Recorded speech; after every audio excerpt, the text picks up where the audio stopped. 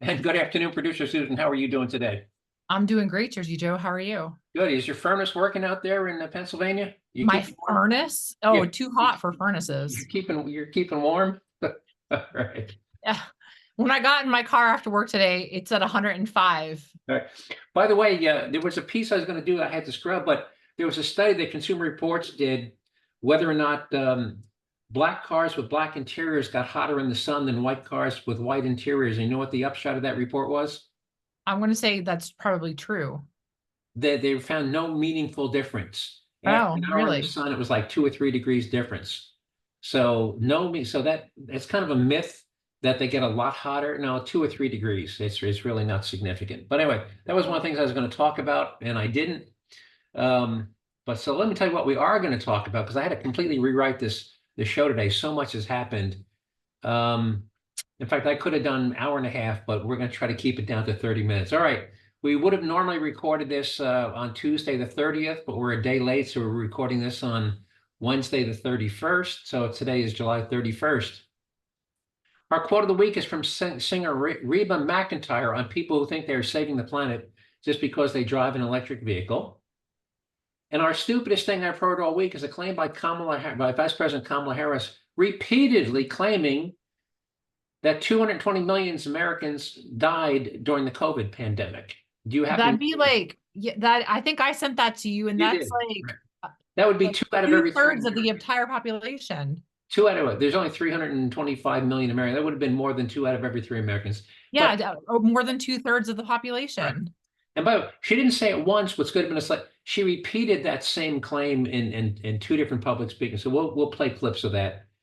Um, and then in a follow-up to that Reba McIntire quote, this is why I had to rewrite things.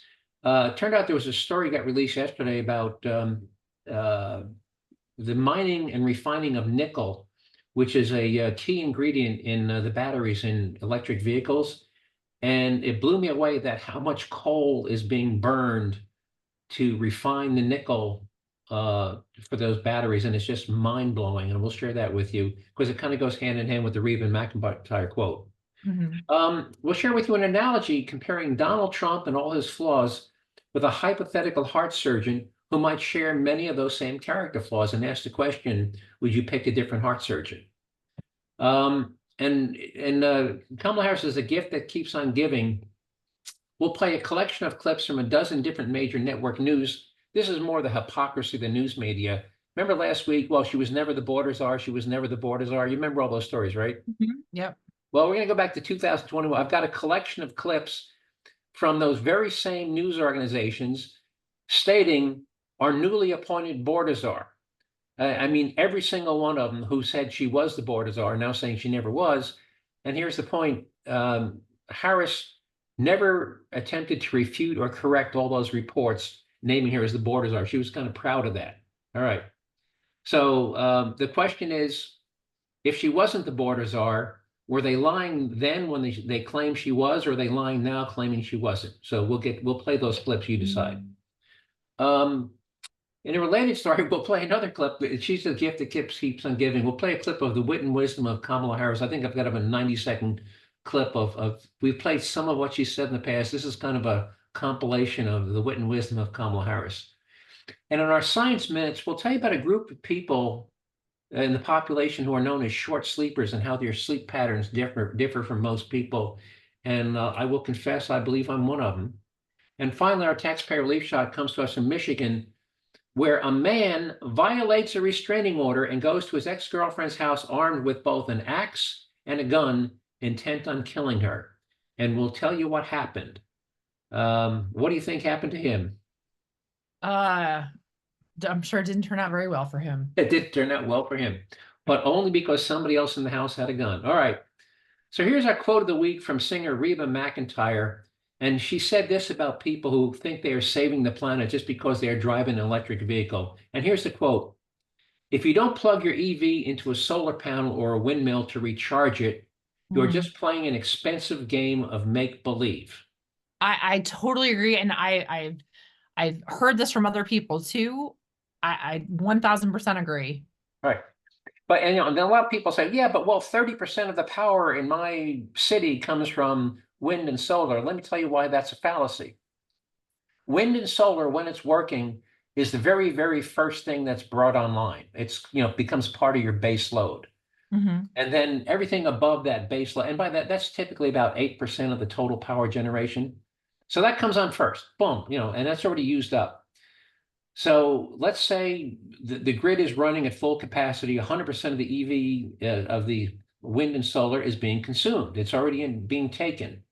You then decide to plug in your EV to charge it. You're going to add some incremental load to the grid. Are they going to be able to increase the output of the wind and solar that's already pumping out at 100% of its capacity? No. So how is that additional incremental load that you just added by plugging in your EV going to be handled? How are they going to generate the power what? I don't know. I mean, unless they can harness it or. No, if your wind and solar is already been online producing. Oh, if it's already maxed out, I don't. Already maxed out. Yeah. When you add any additional load you add to the grid, such as plugging in your EV, it's going to be handled by the fossil fuel plants, unless you've got a ton of nuclear, which most places don't, by either a gas or coal-fired power plant, increasing their output by burning more by burning more coal or natural gas. So again, you wake up in the morning, if there's wind and solar, it's already online and it's already being used. You plug in your EV, that additional incremental load is going to be handled by some fossil fuel power plant, which is going to have to increase its output to handle the needs of your EV. I don't think that the general public realizes how much lithium our country uses and how very little of it there really is in the world. They talk about renewable resources, and man, lithium is probably one of the most precious resources that we have very little of. Right. And let me tell you it's not as precious, there's more of it, but let me tell you what else is essential, and that is nickel. Now, it turns out that one of the largest nickel producing countries in the world is Indonesia. And heretofore, Indonesia would simply export its ore on big ships and then would go to other countries that would refine it. Well, Indonesia decided once the demand for nickel started growing, Indonesia said, rather than just sell the raw unprocessed ore, we're going to start refining our own ore. So this is a quote from a story that came out yesterday. So this is the region of Weda Bay in India, WEDA, Weda Bay in Indonesia, is now the world's largest nickel production facility. Fiery smelters and multiple coal-fired power plants burn nonstop to refine nickel ore into materials for electric vehicle batteries. Indonesia aims to dominate the world's nickel supply and is succeeding. Ready for this? The country has gone from having only 2 nickel smelters to 27 over the past 10 years, and they have 22 more under construction. Last year, the country was responsible for more than half the supply of nickel ore globally. The metal was once used for making stainless steel, now is being used for batteries. And guess what? As they're building these massive smelting refineries, first of all, they're all powered by, what do you think they're powered by? Fairy dust, unicorn farts? Lithium? No, they're powered by coal. Oh, they're burning hundreds of tons of coal every week, and to make room for these, Indonesia, of course, is a tropical lush climate, right? They are clear cutting rainforest to build these. Remember, they're up to 27, heading towards 50. They are clear cutting rainforest to build these 50 nickel smelting plants. And what does a tree do in terms of CO2? It takes the carbon dioxide out of the air and it captures it and it turns it into cellulose, into wood, right? Yes. Or oxygen.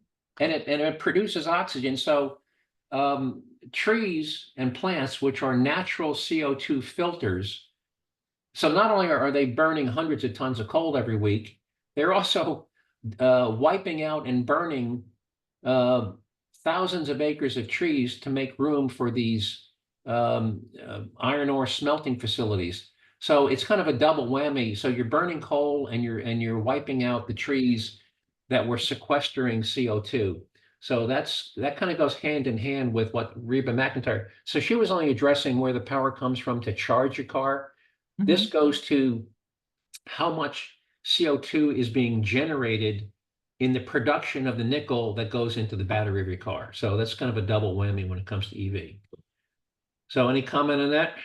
Yeah, no, I think again, people that have these electric cars and they should be powering their cars with 100%, wind or solar. What, or hydro or nuclear? And if we had Yeah. more nuclear, it wouldn't be a big deal, but And we discussed a while back about these, what might be a feasible option in the future is these like neighborhood nuclear generation, yeah, small, mini. call them countywide nuclear power plants. Yeah. Absolutely.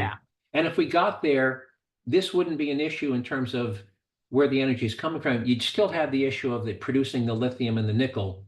But again, I'm just going to read her quote one more time. If you don't plug your EV into a solar panel or a windmill to recharge it, you are just playing an expensive game of make-believe.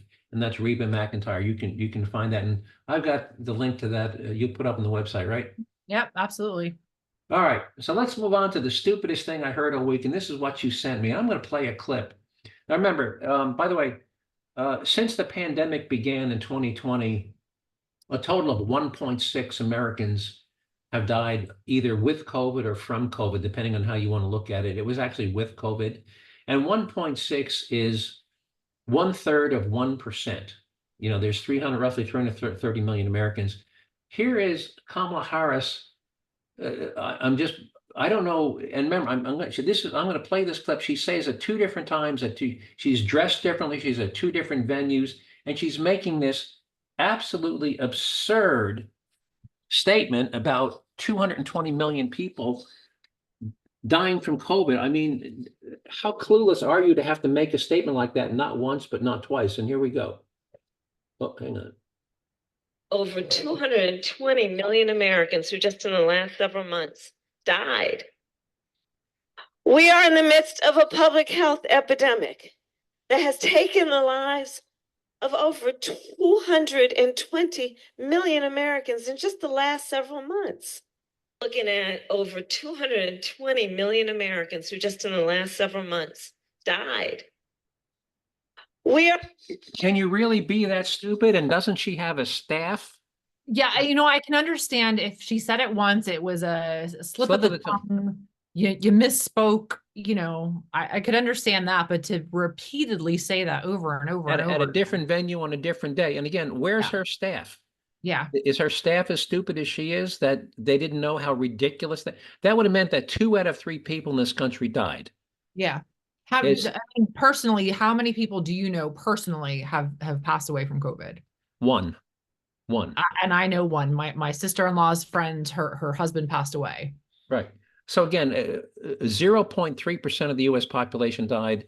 She's predicting that she's claiming that instead of 0.3, again, that's 0.3%. She's claiming that 66% or 67% of the American population died from COVID. It is the most, I mean, how stupid do you have to be to believe and make a statement like that?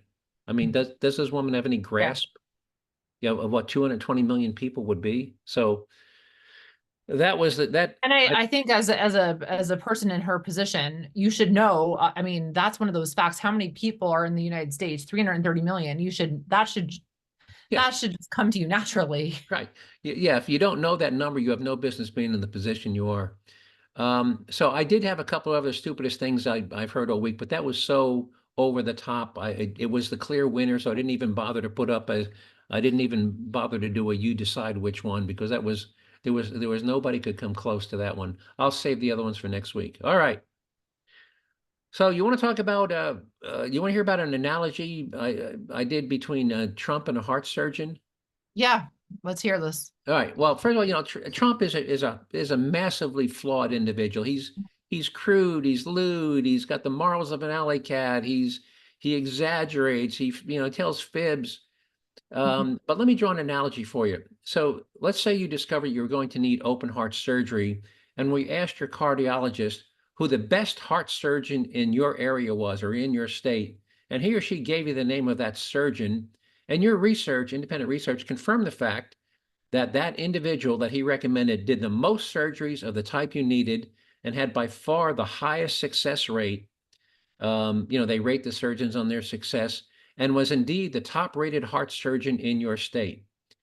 So based on that research, you decided to schedule your procedure with that surgeon. However, just prior to your preoperative meeting with that surgeon, you learned from one of his former colleagues that he is twice divorced because he cheated on both his wives. He has the morals of an alley cat. He's vulgar, egotistical, narcissistic, and is prone to extreme exaggeration, but none of those things affected his surgical success rate. So after learning about all of his personal character flaws, would that cause you to cancel your appointment with him and select a different, less experienced surgeon? Yes or no? No, because I'm hiring him to perform surgery on me. I want the best surgeon. And you don't really care about all of his character flaws, right? No. So if you don't care about your surgeon's character flaws because you're hiring him to do a job that he's good at, so if you wouldn't pick a different surgeon, then why would you allow any of those factors to affect your choice for president? Right? So when you compare Donald Trump, who has been a president for 4 years and a successful businessman, isn't he more qualified? Now, again, I'm not saying there aren't more qualified people to pick from, but Oh yeah, I mean, I can't believe that these are our two top runners. Right. But given the two people, again, 330 million people in the United States, half of which are probably eligible to be president, right. And these, so 150 million, right? And these are our two top runners. Right. Yeah. But given the choices, would you go with the less experienced person with no track record? I wanted somebody has a proven track record of experience of dealing with important issues. Right. And in this case, I think it's clear that Donald Trump is that heart surgeon. He's a vulgar, narcissistic, egotistical. Yeah, as a woman, I can't say. I think he's like white trash. Just because you're rich doesn't mean you've got class. He has zero class. He has no class. No, I wouldn't want him for my next door neighbor, and I wouldn't want him over my house for dinner. But given the choice, I'm not hiring him to be my buddy and to go have drinks with him. I want to run the country. So anyway, so that's my, I don't know if, do you think that analogy was relevant? I think that's a very good analogy. Yeah. Okay. And I think, unfortunately, though, a lot of people are going to vote. I saw something today about people are going to vote for her, one, because she's Black, which also she's actually not Black. She identifies as Jamaican, and is it Indian, or is it Asian Indian, right? Yeah. She doesn't actually identify necessarily as Black. Right. And because she's a woman. Right. People are going to vote on those two stances alone. People are going to vote for her because of those two reasons, solely on those two reasons. All right. By the way, I'm gonna name 3 names, and you tell me which one is not African American. Elon Musk, Charlize Theron, Kamala Harris. Which one is not African? I know that Charlize Theron is she's from South Africa. And Elon Musk? I actually don't know where he's from. South Africa. Okay. And Kamala Harris. So of those 3, Charlize Theron, Elon Musk, and Kamala Harris, who is not an African American? Yeah, well, she's half Jamaican and half Asian Indian. South Asian Indian, yeah.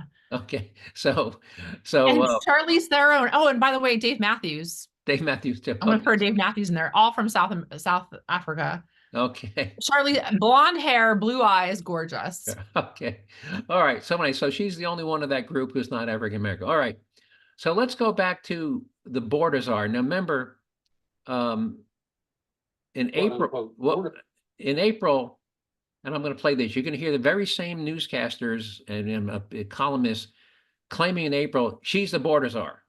And then you're going to hear those very same people last week saying she was never the border czar. And back in April of 2021, Kamala Harris never came out and said, I appreciate it, but I'm really not the czar. She never once refuted these claims that she was the border czar. She was basking in the attention she got. So here's this collage, and you're going to hear that when you hear the people say she was and wasn't, it's the same people. Here we go. So let me play this. Quote unquote border czar. Vice President Harris was not a border czar. Meantime, Vice President and border czar Kamala Harris facing some backlash. What he said about Harris and immigration was not true. She was never appointed border czar. And this will be her first visit to the U.S.-Mexico border region since she was appointed as the border czar by President Biden. People gonna have to counter the misinformation. You already hear folks talking about the border czar. She wasn't the border czar. President Biden tapped Kamala Harris, Vice President Kamala Harris, to be the border czar. Now, she wasn't the border czar. That's what Republicans labeled her. They were very critical of Kamala Harris, especially in her role as border czar. Now what she's up against is folks lying about her border record, calling her a border czar. Kamala Harris, who was appointed as the border czar. The Biden team didn't declare her the border czar. They wanted her to work on kind of the root causes of immigration. There has been so much criticism against Kamala Harris. You know, she was the border czar. Calling her sort of the border czar, which wasn't necessarily the case. So the border, if they weren't planning to address it in a major way, do not make her your border czar. She met with some of the Northern Triangle countries, but nothing has effectively changed.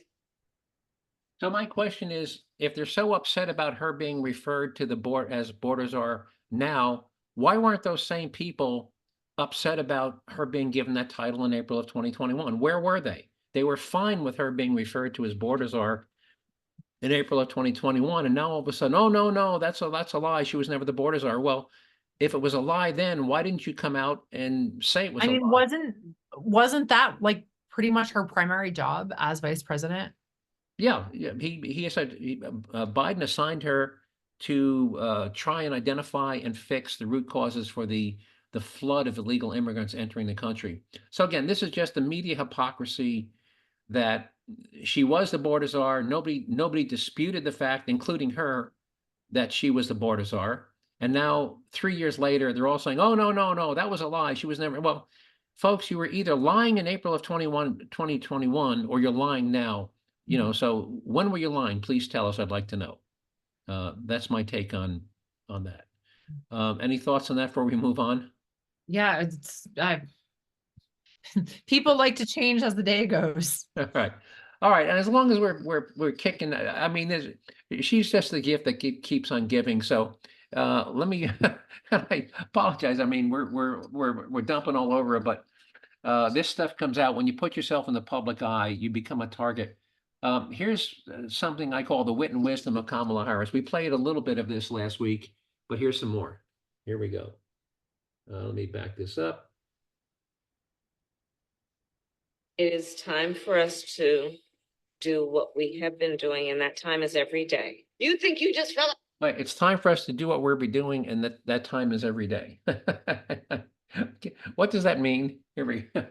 It is time for us to do what we have been doing, and that time is every day. You think you just fell out of a coconut tree? You exist in the context. Did you just fall out of a coconut tree, and do you exist in the context? You can explain what that means, right? You don't exist in the context? I have nothing.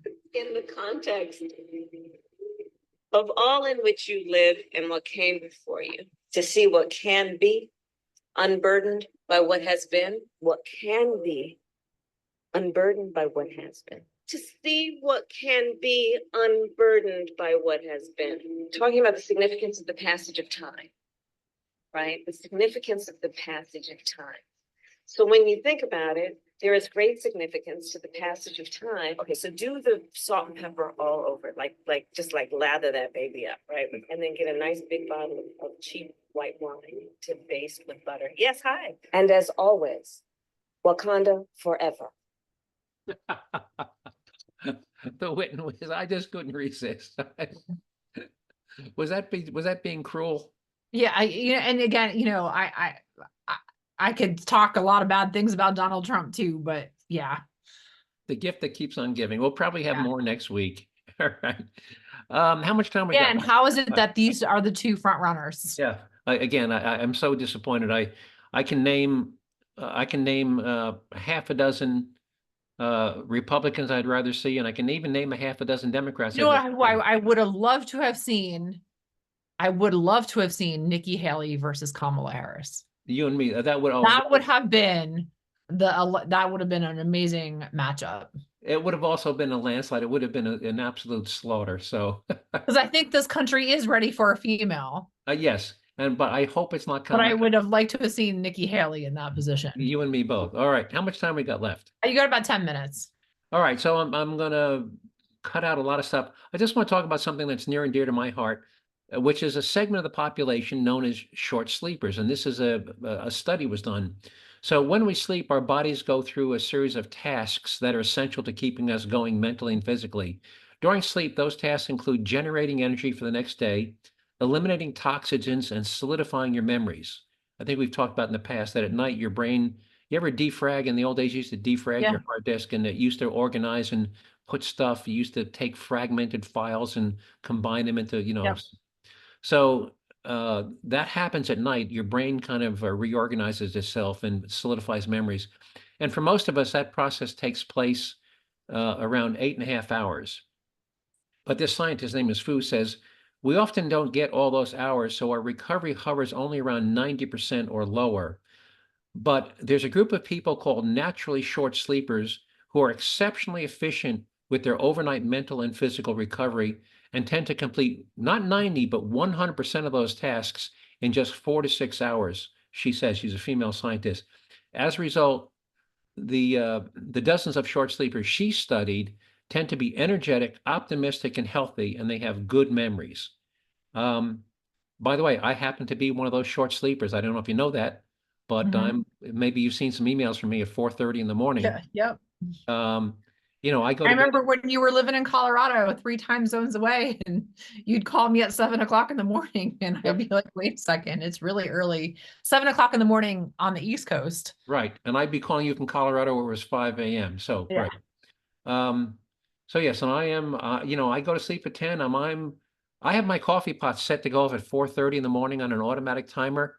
I can't tell you the last time I went downstairs and the coffee had already started brewing. I'm always down there flipping the switch manually because I'm always downstairs before 4:30 in the morning, and I get a tremendous amount of work done. And it's been this way, by the way, for decades. When I was a CEO, I used to get in 4 hours work before I ever showed up at the office. So I'm a short sleeper, and I can vouch for that. All right.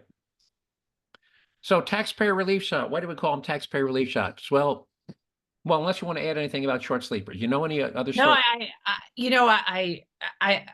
wear a iWatch, Apple Watch, and it does track my sleep. And you're supposed to get so many percentages of like your REM sleep, which is your rapid eye movement, versus your deep sleep versus your what they call core sleep. And you're supposed to, and I'm not getting enough deep sleep. I'm getting enough REM sleep, but not deep sleep, which are two different types of sleep. And you're supposed to go into deep sleep, then REM sleep. It goes up and down, and I can't figure out how to get more deep sleep. Well, have you tried any melatonin, by the way? I have, and I haven't tried that since I've gotten a watch. So maybe I need to try some of that with a watch and see if that impacts. Yeah, but I just got a new mattress. I just got some new pillows, which I don't like the pillows, by the way. I need still on the hunt for new pillows. All right. Well, try some melatonin. And it takes at least a week for that stuff to really become effective. You can't take it, and it's not like a sleeping pill where you take it this afternoon and you get a good night's sleep tonight. So you got to get on it and stay on it. So, all right. Well, let's talk about our taxpayer relief shot. And here, I'll let the sheriff of Santa Rosa County, Florida, explain to you why we call them taxpayer relief shots. Here we go. Somebody's breaking in your house, you're more than welcome to shoot them in Santa Rosa County. We prefer that you do, actually. Hopefully you'll save taxpayers money. And again, we've talked in the past about how very, very expensive it is if you arrest a thug, it's, $250,000 for the trial and $80,000 a year to send them to jail. This one, I'm going to give you a little background. This is a 67-year-old woman who became estranged from her boyfriend, who apparently he was violent. So she went to live with family members in the family member's house. And she had a restraining order against her former boyfriend, who was also in his 60s. So this is not a young guy. And here's what happens while she's there in the home with other family members. And again, this woman's in her 60s. And here we go. Began with a chilling case of domestic violence taking a deadly turn in Oakland County. The Oakland County Sheriff says a man broke into a home with a gun. Another man inside that house also had a gun and shot him while the woman hid in another room. It all unfolded at a home on Elkhorn Lake Road in Orion Township, not too far from I-75 and West Clarkston Road. Let's get out to Sean Lay. Sean, the sheriff gave an update on what happened late this afternoon. And the details here are absolutely chilling. We're talking about a woman who was doing all the right things to protect herself. She was seeking refuge, safety in a family member's home. She had a PPO against this ex and also had a judge sign off on red flag, the new red flag law to remove any firearms or weapons that he may have. But still, he was armed this morning and went after her anyway. At about 10:08 in the morning, an individual called our central dispatch and said that a person that had a PPO against them was breaking into the home. The person breaking into the home's name was Galen Gavitt. Oakland County Sheriff Michael Bouchard late today explaining the domestic violence situation that happened this morning on Elkhorn Lake in Orion Township. A 67-year-old man breaking into a home with an axe. The sheriff says he was armed and intent on hunting down his ex. He had previously made threats that he was going to kill his ex girlfriend. They had actually been living together for nearly 17 years in a different county. That ex was seeking shelter at her daughter's home in Orion Township. She and her stepson hid in a bathroom this morning. The 67-year-old fired a shot through the bathroom door. He did not hit the ex or the stepson. Suspect came into the room, pointed a weapon directly at the stepson on the ground, basically saying, "I'm here for her," and moved towards the bathroom door. And at that point, the stepson fired one round from his weapon, which struck the assaulting suspect. All right, well, back here live, the sheriff laying out here, he's talking about this suspect breaking into the home, going after his ex, but the stepson firing one shot, and that suspect was neutralized, essentially, losing his life inside that home. How did he get a gun? The judge signed off on red flag laws. The sheriff says, now this is an ex-girlfriend he was going after. He also has an ex-wife, and she had firearms, and he somehow got a hold of one of those and went after his ex anyway. Live tonight, Sean Lay, Local 4. Kimberly, back to you. Now, how chilling was that? Yeah. And think about this. The guy's breaking down your door with the axe. Yeah. And you call 911. Oh, there's a guy breaking down my door. He's coming to kill me. Yeah. And we'll be there in 10 minutes. This thing. Yeah, it'll be over in 2 minutes. It'll be over in 2 minutes. And how do you think this would have turned out if her stepson didn't have his own gun? They'd be dead. They'd be dead, or at least she'd be dead. He did point the gun at the stepson and said, "I'm not here. I'm not here for you." He could have shot the stepson, but he didn't. He pointed the gun at the stepson and said, "I'm here for her." And he passed over the stepson, who then rolled over, pulled out his gun, and shot him in the head. So, ladies, just remember, if you have a violent ex-boyfriend or a violent ex-husband, a restraining order is just a piece of paper, and at the end of the day, you are the person who is primarily responsible for your own safety. If you think the police can protect you and save you if a violent ex comes breaking down your door, you're living in a fantasy world, because that's not how it is in real life. Mm-hmm. What do you think your police response time to a number one priority 911 call would be in your neighborhood at 10 o'clock at night? I think less than 5 minutes, I believe.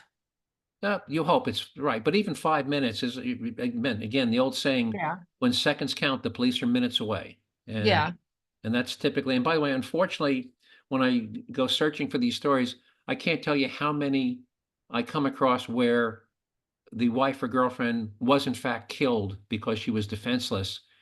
So for everyone where the bad guy gets killed, I'm going to say the ratio where he winds up killing the ex-girlfriend or the ex-wife is actually more like 3 or 4 to 1. So for and I'm going to say, I mean, when you lived in Colorado, you lived in the suburb, what's considered the suburbs of Denver, but yet I'm going to say the police response time in your neighborhood is probably 20 minutes. Oh yeah, because I lived in a county, we didn't have any local police. We had the county sheriff. Yeah. And at night there were 4 patrolmen, and our county was like 30 miles wide and 20 miles wide and 30 miles long. So you're talking hundreds of square miles being patrolled by 4 officers. So Yeah. And by the way, the city of Denver, where I used to live, it's been a couple of years, but their published statistics, city of Denver, Colorado, big city, their average response time to a highest priority call was 14 minutes, and that's in downtown Denver. 14 minutes was their average response time Wow. to a highest priority call That's really high for a populated city. for a populated city. Anyway, we're running out of time. That's all I got. How much time we got, if any? You got about 3 minutes. Have you been watching any of the Olympics? I did, and the one that I urge everybody to watch, which blew me away, there's an equestrian event called a 3-day event, and they call it a 3-day event, is on day one is dressage, which is kind of like the horses dancing and doing all these really fancy steps. The second one is the ring jumping, where they're in a ring and they're jumping over. But the third day is called the cross country event. And they did that. You can call it up and search for it. This is where they have a 3.5-mile course with these incredible obstacles where they're jumping over jumps down into ponds and in streams, up out of a pond, over a picnic table. And it's the agility and the grace of these horses and the things they are doing. This comes out of the old cavalry. This was part of when wars used to be fought on horseback, they used to train the cavalry horses to just do these incredible things, jumping over tables and, down trees. So if you haven't seen it, I urge you to watch the cross-country equestrian event. Well, did you hear? I did hear with respect to the dressage, the Team USA was disqualified. Really? I didn't hear that. Why? There was blood on one of the horses on their legs, and that I guess disqualified them from competing.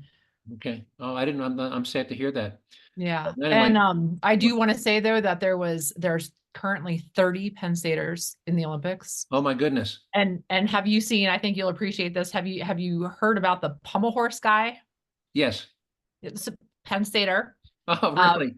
Yeah. Okay. Stephen Nedrosik, and he is an electrical engineering student at Penn State. All right, go Engineers, go Penn State. All right. Yep. All right, running out of time. Very, Anyway, very proud. All right, well, as you should be. Anyway, thanks, folks. Thanks for listening to the Jerzee Joe Show. If you want to go to the website, it's jerzeejoe.com, and Jerzee is J-E-R as in Robert, Z as in zebra, double E, Jerzee, jerzeejoe.com. If you want to send me an email with a question, suggestion, or suggested show topic, just send it to joe@jerzeejoe.com. Just remember to spell Jersey with Jerzee.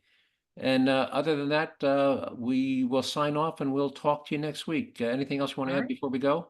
Nope. Go USA. All right. Go USA, go Penn State. Talk to you next week. Bye-bye. Bye-bye.